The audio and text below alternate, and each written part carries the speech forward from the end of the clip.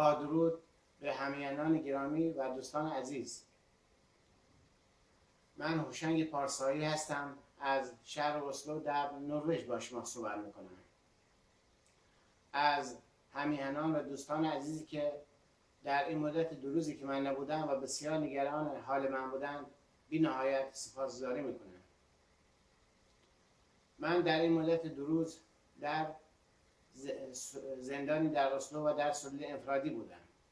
و دلیلش هم این بود که سفارت رژیم تروریستی جمهوری اسلامی در اسلو از من شکایت کرده بوده و به پلیس نروژ گفته بوده که هوشنگ روز 13 مارس روی شیشه های سفارت جمهوری اسلامی را خرد کرده، دوربین سفارت جمهوری اسلامی را خرد کرده و به در سفارت جمهوری اسلامی آسیب رسونده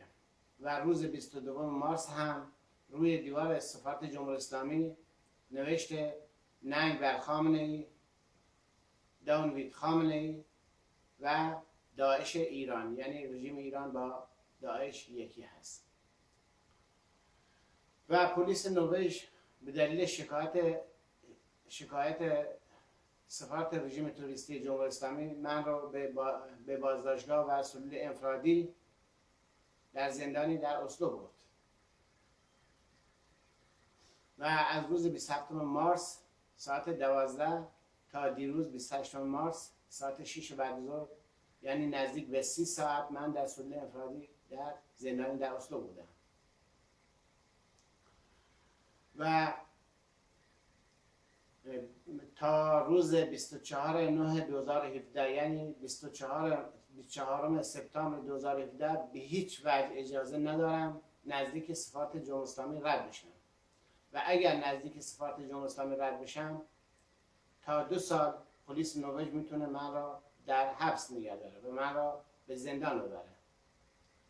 و همچنین به خاطر اینکه سفارت رژیم تروریستی جمهوری اسلامی من رو به مرگ تهدید کرده و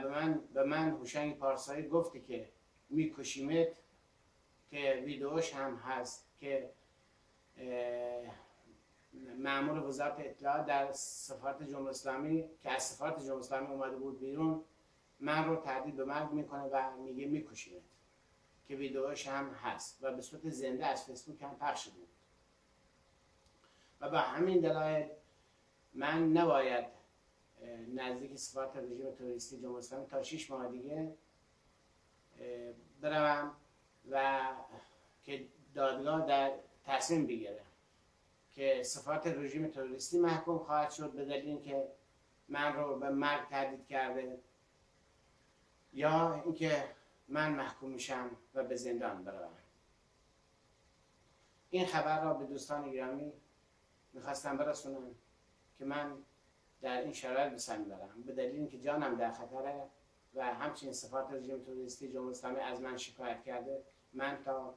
24 سپتامبر 2017 نباید به هیچ وجه نزدیک سفارت رژیم تروریستی جمهوری اسلامی رد بشم. پاینده ایران به امید سرنگونی جمهوری اسلامی و آزادی ایران، به امید برافراشته شدن پرچم شیر و خورشید در ایران عزیز ما.